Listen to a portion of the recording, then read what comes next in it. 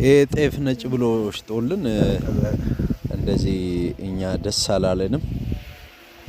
ውዷ ባለቤቴ ናት የምትጋግረው እንጀራ። ዛሬ የኛን ቤት እንጀራ እናቅርብላችሁ ብለን ነው። ውድ የቻናሌ ቤተሰቦች ባላችሁበት ሁሉ ሰላማችሁ ብዝት ይበል።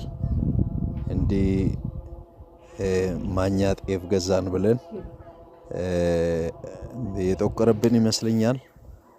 ከዛ በኋላ አንዳንዴ ይደርቃል፣ አንዳንዴ በጣም የሚያስጠላ ይሆናል እና ማኛ ብለው ሽጦላችሁ ግን የሚያስጠላ ይሆናል ሲጋገርና ይሄም ሰግተናል። እንግዲህ በ160 ብር ገዝተን ማኛ ነው ያዳ ጤፍ ተብሎ ጉድ ነው።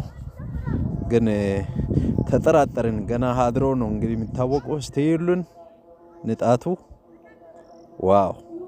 እናመሰግናለን። መልካም ጊዜ